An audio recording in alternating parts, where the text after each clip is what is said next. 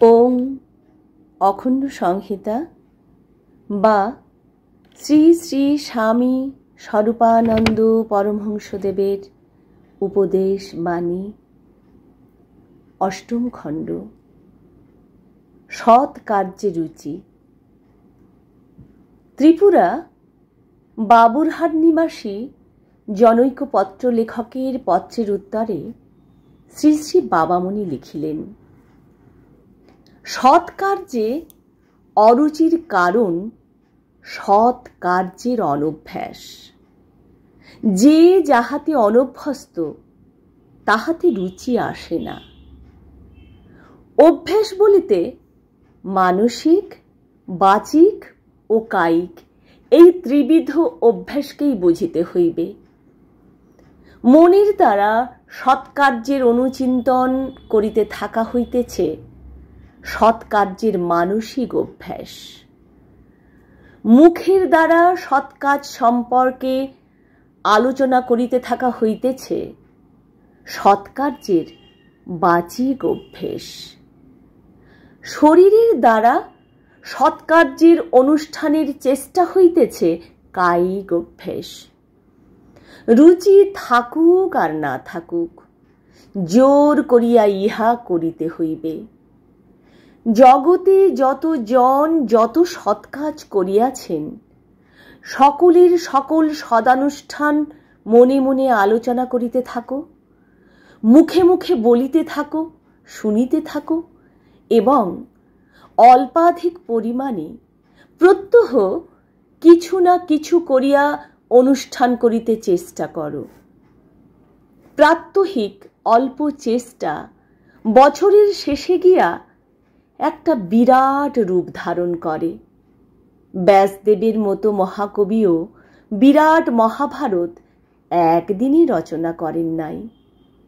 প্রত্যহই কিছু না কিছু সৎকার্যের অনুষ্ঠান করিতে করিতে ক্রমশ তোমার তমময় চরিত্রের অপূর্ব সাত্ত্বিক পরিবর্তন ঘটিতে থাকিবে।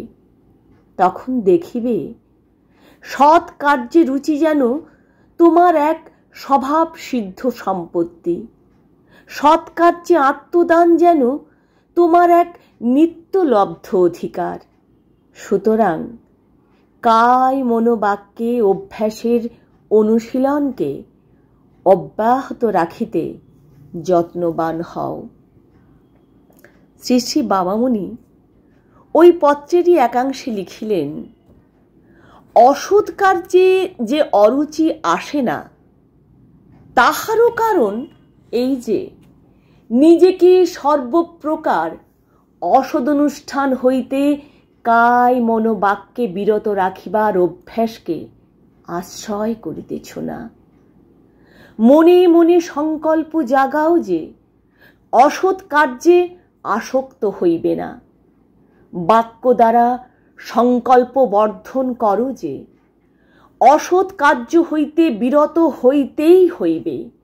শরীরকে এমন সকল বিধিনিষেধের মধ্যে দিয়া নিক্ষিপ্ত করো যেন সে অসৎ কার্যে মাত্রকেই তপ্তাঙ্গারবৎ বর্জন করিয়া চলিতে বাধ্য হয়। প্রথম দিনে যাহা কঠিন বোধ হইবে, দ্বিতীয় দিনে আর তাহা তত কঠিন থাকিবে না।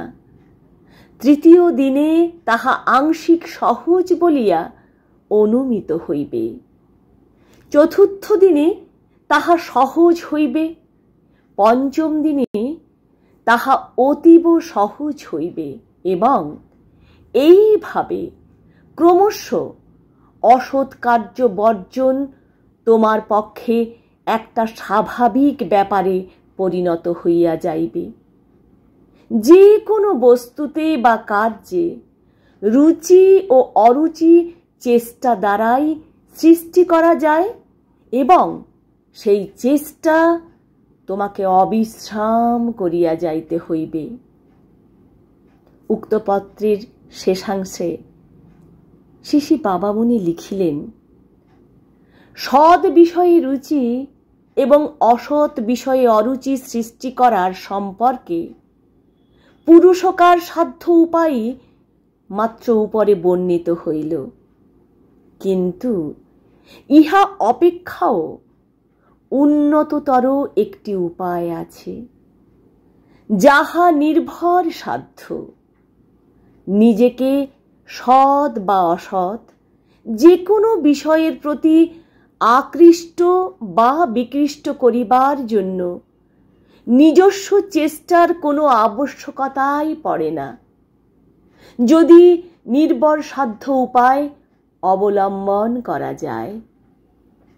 যিনি সকল সত্যের উৎস এবং সকল অসৎ যাহাতে যাইয়া প্রতিনিবৃত্ত হয়, সেই সৎ স্বরূপ, সেই সত্য স্বরূপ, সেই চিরনির্মল, চিরপবিত্র, চিরসুন্দর শ্রী ভগবানের পাদপদ্মে নিজেকে নিঃশেষে সমর্পণ করিয়া দিবার সাধনে একাগ্র মনে একান্ত প্রাণে ব্রতী হইলে যাহা অসৎ তাহাতে অরুচি সৃষ্টি এবং যাহা সৎ তাহাতে রুচি প্রদান শ্রী ভগবান স্বয়ংই করিবেন। এই পন্থা পূর্ববর্ণিত পন্থা অপেক্ষা সূক্ষ্ম এবং শ্রেষ্ঠ, কিন্তু পুরুষকার সাধ্য উপায়ে অভ্যস্ত ব্যক্তির পক্ষে সহজে নির্ভর আসে। সুতরাং প্রথমে পুরুষকারের পথেই চলিও, পরে নির্ভরের পথে নামিও। ইহাতেই সিদ্ধির পূর্ণতা লব্ধ হইবে।